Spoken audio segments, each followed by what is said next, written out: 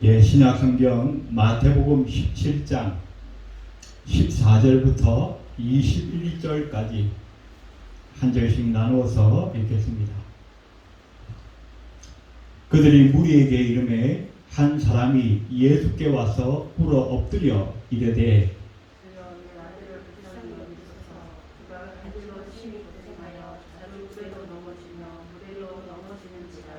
내가 주의 제자들에게 데리고 왔으나 능히 고치지 못하더이다.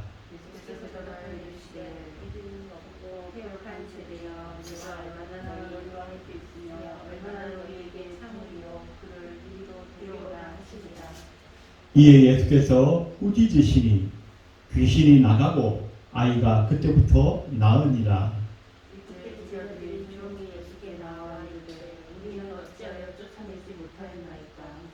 이르시되 너희 믿음이 작은 까닭이니라. 진실로 너희에게 이르노니 만일 너희에게 믿음이 겨자씨 하나만큼만 있어도 이 산을 명하여 여기서 저기로 옮겨지라 하면 옮겨질 것이요 또 너희가 못할 것이 없으리라. 아멘. 21절까지 우리가 살펴보았습니다. 오늘 본문의 말씀해 가지고 귀신을 내어 쫓으심, 그런 제목으로 잠깐 동안 은혜를 나누려고 합니다.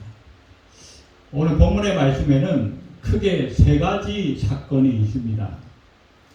오늘 본문이 중간에 있고 그 앞에 1절부터 13절까지가 우리 예수님께서 특별히 사랑하는 제자 베드로, 요한, 야고보를 데리고 변화산에 올라가셔서 친히 변화되시는 놀라운 영광스러운 모습이 기록되어져 있고, 오늘 본문의 사건 바로 뒤에도 또 다른 사건이 하나 있습니다. 그런데 오늘 본문 앞의 사건과 오늘 본문의 사건은 아주 대조적인 모습을 보여주고 있습니다. 1절부터 3절까지는 13절까지는 너무나 영광스럽고 그 제자들에게 정말 평생 한 번 있을까 말까 한 놀라운 그런 장면들이 기록이 되어 있습니다.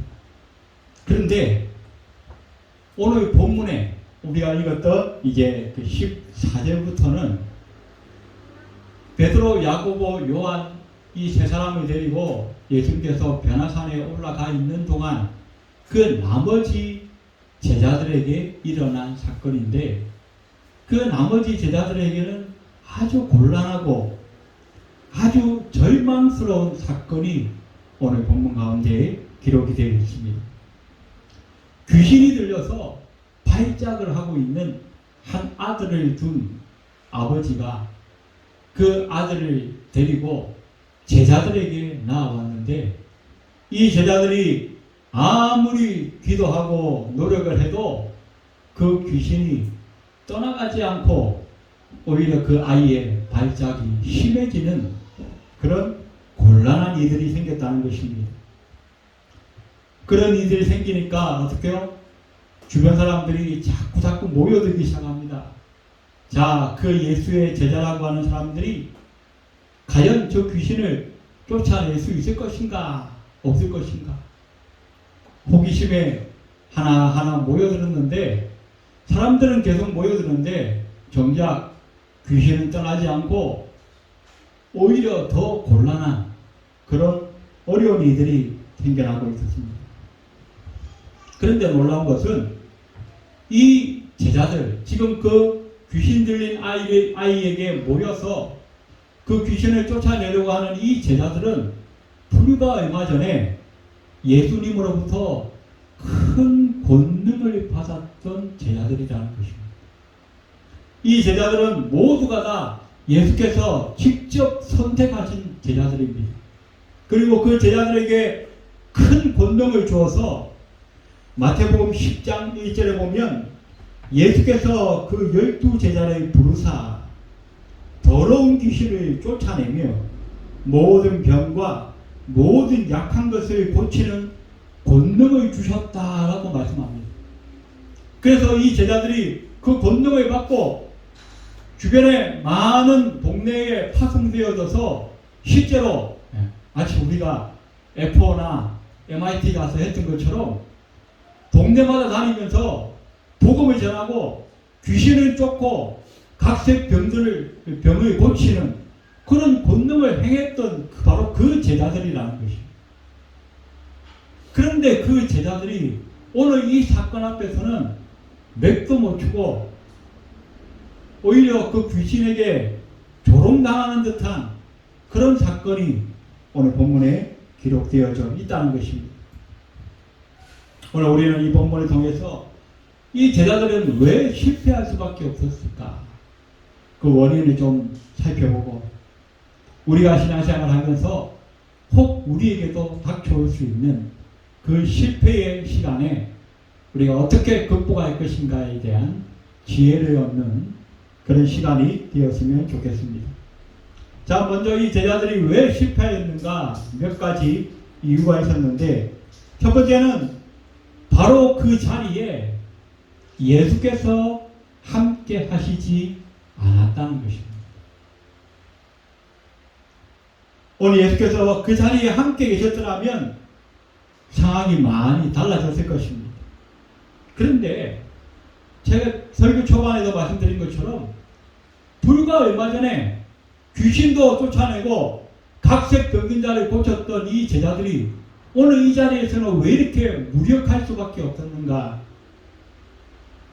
예수께서 함께 하시지 않았기 때문이라는 것입니다. 그런데 그냥 단순히 예수님과 공간적으로 분리되어져 있었다 그런 의미가 아니라 이 제자들이 뭐예요? 예수님을 의지하는 믿음을 갖지 못했다는 것입니다. 아, 예수님 없어서 우리도 할 수 있을 거야. 우리가 지난번에도 했잖아. 그러니 이번에도 될 거야. 그러면서 예수님을 의지한 것이 아니라 자기를 의지하고 귀신을 쫓아내려고 했다는 것입니다. 자기의 경험에 따라서 자기의 생각과 자기의 가치관으로 자기의 방법으로 하면 될 것이라고 생각을 했다는 것입니다. 왜? 지난번에 됐기 때문에. 우리의 모습도 이런 경우들이 있지 않습니까? 하나님 은혜로 되어진 것들을 내가 한 것처럼 착각하고 하나님께서 함께 하심으로 되어진 그 일들을 이제는 하나님 없이도 나 혼자서도 할 수 있다고 착각하고 덤벼들다가 실패하는 경우들이 우리에게도 있지 않느냐는 것입니다. 큰일이든 작은 일이든 우리는 모든 일에 하나님을 의지해야 합니다. 예수 그리스도를 의지하는 그 믿음이 없다면 결코 우리에게는 역사가 일어나지 않는다라고 하는 사실을 오늘 본문을 통해서 우리는 깨닫게 되는 것입니다. 두 번째, 이 예수께서 이 자리에 함께 하시지 않았는데 이 제자들이 역사하지 못했던 이유는 그 시대가 주님을 믿는 믿음이 없었기 때문이다 라고 오늘 본문에도 말씀하고 있습니다. 오늘 17절에 보니까 예수께서 대답하여 가라사대 믿음이 없고 패역한 세대여 내가 얼마나 너희와 함께 있으며 얼마나 너희에게 참으리요. 첫 번째는 이 제자들이 예수님을 의지하지 않고 자기의 힘으로 해보려고 노력했던 것이 실패의 원인이었다라고 말씀드렸습니다. 그런데 두 번째가 있었어요. 그것은 바로 그 자리에 모여있던 사람들에게 믿음이 없었다는 것입니다. 성경에 보면 예수께서 기적을 많이 일으키셨는데 기적을 일으키지 않은 장소가 있어요.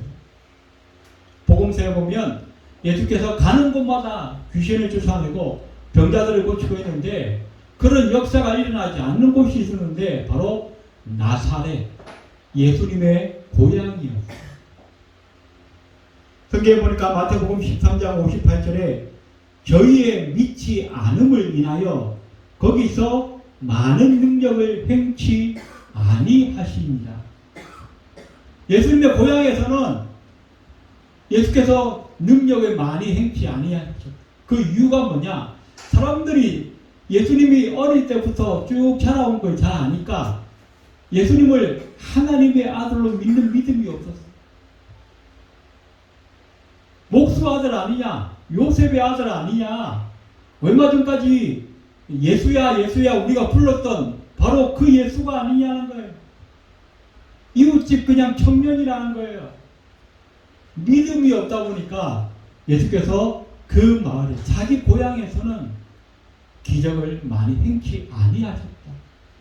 오늘 본문에도 마찬가지입니다. 그 자리에 모인 이 사람들이 마치 구경거리가 난 것처럼 호기심으로만 모여들었지 정작 믿음으로 그 사건을 바라보지 않았다는 것입니다. 믿음이 없는 곳에는 하나님의 역사가 일어나지 않는 거예요. 사람의 어떤 기발한 어떤 아이디어나 생각과 방법으로 특별한 어떤 이들이 조금 일어날 수는 있는지 모르겠지만 결코 믿음이 없는 곳에는 하나님의 역사가 있지 않다는 것입니다.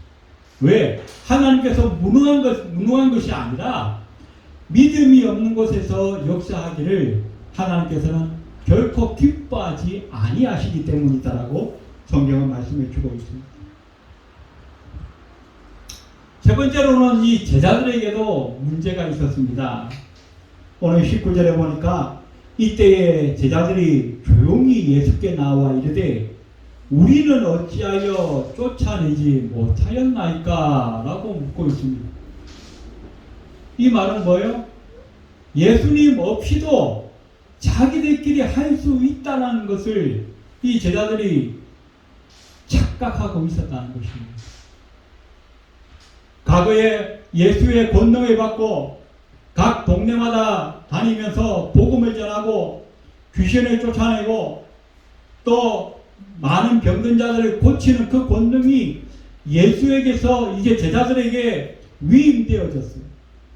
그래서 제자들도 그 권능을 받고 가서 귀신을 쫓아내고 복음을 증거하고 약한 자들을 고치고 그런 놀라운 경험들이 있었어요.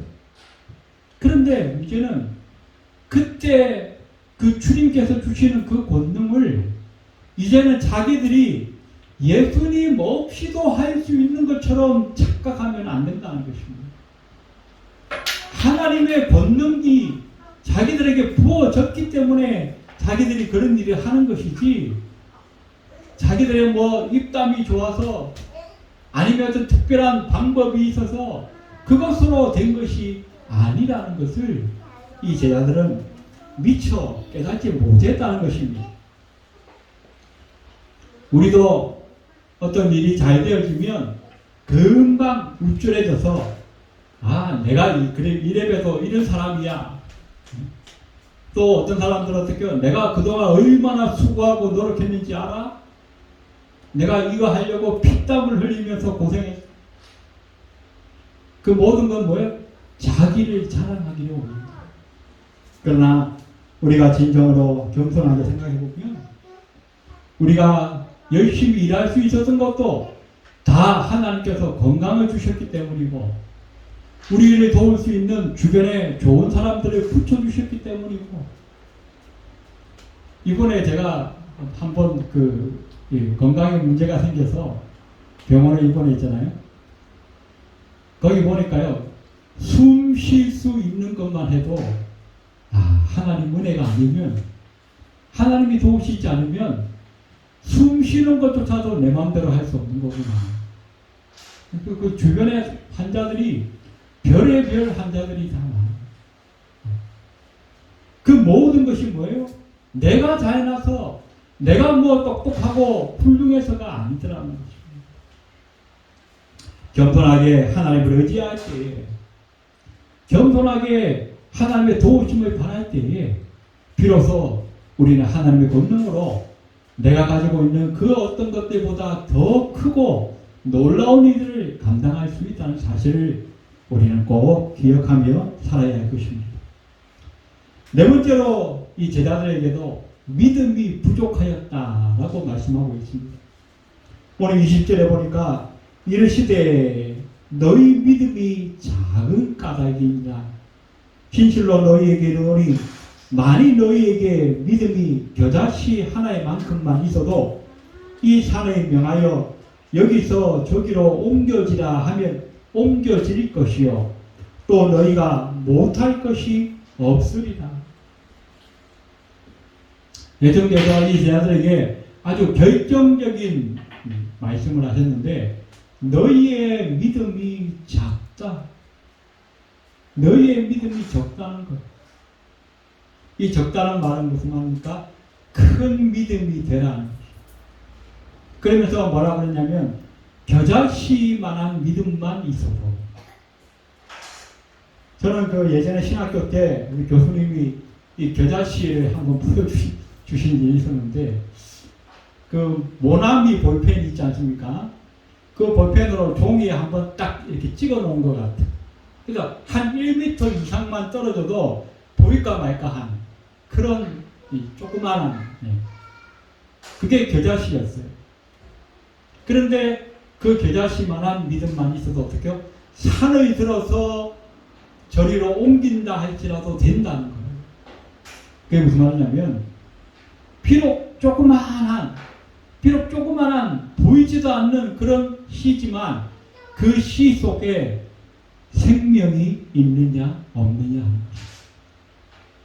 생명이 있는 그 씨는 자라고 성장해서 나중에 큰 나무가 된다는 거예요. 우리의 믿음도 마찬가지입니다. 처음부터 큰 믿음, 처음부터 대단한 믿음 그런 사람은 별로 없어요. 오늘 예수님의 제자였던 이 베드로, 야고보, 요한 이런 사람들도 어떻게 해요? 성령 받기 전에는 그저 자기 목숨이 아까워가지고 예수님을 부인하고 다 무서워서 도망갔던 그런 제자들 아닙니까? 그런데 그들이 성령의 충만을 받고 나니까 목숨을 걸고 복음을 증거하고 베드로 같은 경우는 한 번 설교하는데 3,000명, 5,000명이 회개하고 돌아오는 놀라운 역사들이 일어난 거죠. 그 베드로가 그럴 수 있었다고 한다면 어떻게 해요? 오늘 예배하는 저와 여러분에게도 가능한 일이라는 것입니다. 그래서 중요한 것은 뭐냐? 저와 여러분의 믿음이 그냥 겉보기가 중요한 것이 아니라 겉보기로 나는 대문짝만 하네, 나는 나무만 하네, 나는 산만 하네 그게 아니라 그게 중요한 것이 아니라 그 믿음의 속에 과연 살아 역사하는 생명력이 있느냐 없느냐 하는 것이죠. 생명이 있다고 한다면 이거 반드시 자라게 되는 거예요. 반드시 성장하게 되는 거예요. 성장하면 어떻게 해요? 이 산을 들어서 바다에 옮기운다 할지라도 되어진다라고 말씀하고 있습니다. 누가복음 8장에도 보면 이 예수님과 그 제자들이 갈릴리 바다를 배 타고 지나가는데 갑자기 풍랑이 일어서 배가 뒤집어질 것 같으니까 제자들이 놀래가지고 큰 소리를 지르면서 그 뱃머리에 누워서 주무시는 예수님을 깨웁니다. 예수님, 우리 좀 살려주세요. 그때 예수께서 이제 잠에서 깨어난 다음에 바다야 잠잠하라. 그러니 금방 잠잠해졌어요. 그리고 그 제자들에게 한 말씀 하셨어요.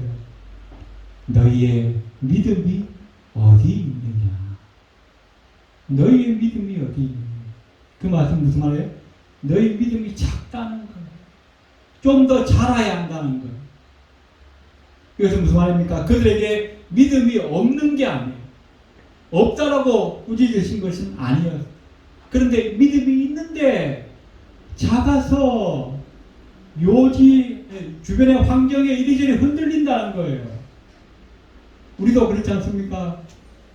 우리의 믿음이 막 대단한 것 같아 보이지만은 예배하고 찬양할 때는 우리의 생명까지 던질 것처럼 그렇게 큰 소리 치다가도 우리의 삶의 현장에서 조그마한 그 사건 앞에서 우리는 무너지고 주저앉아 버리는 우리의 모습을 보지 않습니까? 오늘 주님은 우리에게 말씀하십니다. 너희에게 겨자씨 하늘만큼만 있습니다. 오늘 예배하는 저와 여러분의 믿음이 진정으로 겨자씨처럼 생명 있는 믿음이 되어져서 날마다 자라고 성장할 수 있는 저와 여러분의 믿음 되시기를 주의 이름으로 축원드립니다. 자, 이렇게 이 제자들이 여러 가지 이유로 인하여서 그 귀신 들린 아이를 고치지 못하고 있는데 드디어 그 자리에 우리 예수님께서 오셨습니다. 그리고 이제 본격적으로 그 사건의 현장에 우리 주님께서 뛰어드시기를 시작합니다. 크게 세 가지 과정을 통해서 오늘 이 귀신을 내어 쫓게 되시는데, 첫 번째는 그 아이의 아버지가 예수님 앞에 먼저 아뢰면서 나왔습니다. 오늘 14절과 15절에 보니까 그들이 무리에게 이르매 한 사람이 예수께 와서 꿇어 엎드려 이르되 주여 내 아들을 불쌍히 여기소서. 마가복음에 보니까 이 누가복음에 보니까 누가는 이 아들이 외아들이었다라고 기록하고 있습니다.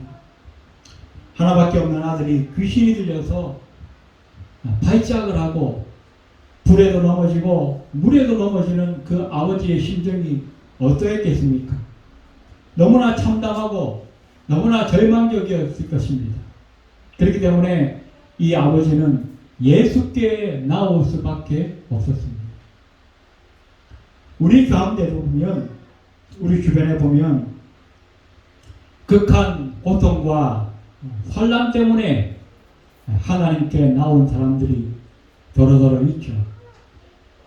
죽을 병에 걸려서, 때로는 사업이 망해서, 또 인간관계의 큰 실패와 배신을 경험한 다음에 그 마음이 무너진 상태에서 하나님을 의지하고 나와 믿음으로 축복받는 그런 사람들을 우리 주변에서 많이 보게 됩니다. 우리 하나님은 때때로 그런 고난과 고통의 현장을 통해서도 우리를 하나님께로 인도하시는 줄로 믿으시기를 바랍니다. 두 번째, 오늘 본문에 보니까 예수께서 그 문제를 가지고 나에게 나오라 그렇게 말씀하십니다. 오늘 17절 보니까 그를 이리로 데려오라 라고 말씀하십니다. 우리 주님께서 우리의 문제를 가지고 주님께로 나오라고 요청하고 계십니다. 그 문제 때문에 우리는 예수께 나아갈 수 있다고 한다면 오히려 그 문제는 우리에게는 축복이요 은혜가 될 수 있다는 사실을 우리는 기억해야 할 것입니다. 베드로전서 5장 7절에도 보니까 너희 염려를 다 주께 맡겨버리라. 이는 저가 너희를 권고하십니다. 우리 주님께서 세상에 오셔서 뭐라고 하셨습니까? 수고하고 무거운 짐진 자들아 다 내게로 오라. 내가 너희를 쉬게 하리라 라고 말씀하십니다. 오늘 저와 여러분에게도 무거운 짐이 있습니까? 염려가 있습니까? 근심거리가 있습니까? 오늘 본문에 이 아이의 아버지처럼 주님 앞에 나와서 그 문제를 내려놓고 해결받는 저와 여러분이 되시기를 주의 이름으로 축원해 드립니다. 자, 오늘 본문에 궁극적으로 이 문제를 해결한 가장 결정적인 원인은 바로 이 아이의 아버지의 믿음이었다라고 성경은 말씀하고 있습니다. 오늘 본문의 말씀을 마가복음 9장에도 함께 기록을 하고 있는데, 마가복음 9장 22절에 보면 이런 말씀이 있습니다. 무엇을 하실 수 있거든 우리를 불쌍히 여기사 도와주옵소서. 이 아버지가 예수를 처음 만나서 할 수 있거든 우리를 도와주옵소서 이렇게 말했습니다. 제자들이 계속 자기 아들을 붙들고 안수기도 하고 축복기도 하고 해도 안 되니까 그걸 지켜보는 동안에 이 아이의 아버지의 마음에 뭐가 생겼어요? 두려움과 근심이 생겼어요. 아, 이 제자들은 안 되는 거구나. 그렇다면 어쩌면 예수님도 안 될지 모르겠다. 이런 부정적인 마음이 생겼어요. 그래서 처음 예수께 나와 말했던 것은 뭔가 좀 신통치 않은 그런 말씀을 했어요. 할 수 있거든 우리를 도와주십시오. 대단히 걱정스럽고 염려스러운 마음으로 예수님께 요청했다는 것입니다. 그런데 그 말씀을 듣자마자 예수께서 말씀하셨어요. 할 수 있거든이 무슨 말이냐? 믿는 자에게는 능치 못함이 없느니라. 오늘 우리가 읽었던 본문에는 기록되어 있지 않지만 오늘 본문의 사건을 동일하게 기록하고 있는 마가복음에는 그 말씀이 기록되어 있어요. 그래서 결정적으로 아까 처음에 말씀드렸죠. 이 제자들이 그리고 그 세대 가운데서 믿음이 없었기 때문에 그 사건의 현장에서 이 제자들이 귀신을 쫓아내지 못하였다라고 그것이 실패의 원인이었다라고 말씀드렸습니다. 그렇다면 그 실패를 성공으로 바꿀 수 있는 그 원인은 뭐예요? 바로 믿음이라고 하는 것입니다. 그래서 이 아이의 아버지에게도 예수님께서 요청한 것이 바로 너에게 믿음이 있느냐 하는 것입니다. 할 수 있거든이 무슨 말이냐? 믿는 자에게는 능치 못함이 없느니라. 믿음이 있으면 된다는 거예요. 겨자씨만한 믿음만 있어도 산을 들어서 옮기는데 이 귀신을 내어 쫓는 것도 바로 믿음만 있으면 되어진다라고 주님께서 요청하고 계시다는 것입니다. 그랬더니 그 다음에 이 아버지가 말합니다. 내가 믿나이다. 내가 믿나이다. 오늘 이 고백이 예배하는 우리에게도 있어지기를 원합니다. 우리 주님은 오늘도 말씀하십니다. 저와 여러분에게 말씀하십니다. 할 수 있거든이 무슨 말이냐? 믿는 자에게는 능치 못함이 없느니라. 믿음을 가지라는 거예요. 믿음이 성장하라는 거예요. 믿음이 자라나라는 거예요. 그러면 뭐가 돼요? 산도 옮기고 귀신도 떠나가고 우리의 모든 삶을 괴롭히고 힘들게 했던 그 문제들도 해결되어질 수 있다라고 주님은 말씀하고 계시다는 것입니다. 오늘 본문의 이 주인공이 궁극적으로 예수님 앞에 나와서 믿음을 가지고 그 믿음으로 말미암아 문제를 해결받은 것처럼 오늘 예배하는 저와 여러분에게도 이 믿음이 있으시기를 주의 이름으로 축원합니다. 이 믿음으로 승리하시고 이 믿음으로 문제를 해결받아 하나님 앞에 영광 돌릴 수 있는 저와 여러분의 삶이 되시기를 주의 이름으로 축원드립니다. 기도드리겠습니다. 고마우신 하나님, 할 수 있거든이 무슨 말이냐? 믿는 자에게는 능치 못함이 없다라고 주님께서 말씀하십니다. 오늘 그 음성이 우리의 심령에 깊이 박혀지기를 원합니다. 새겨지기를 원합니다. 우리의 삶의 인생에서 환난과 고난과 문제를 만날 때마다 그 말씀이 생각나게 하시고 그 말씀대로 우리가 믿어지게 하시고 믿음으로 말미암아 모든 문제를 해결받고 승리하여 하나님 앞에 온전히 영광 돌릴 수 있는 믿음의 주인공들이 다 될 수 있도록 주께서 축복하여 주시옵소서. 예배를 마치고 돌아가는 발걸음 위에도 함께하여 주옵소서. 예수님의 이름으로 간절히 기도드리옵나이다. 아멘.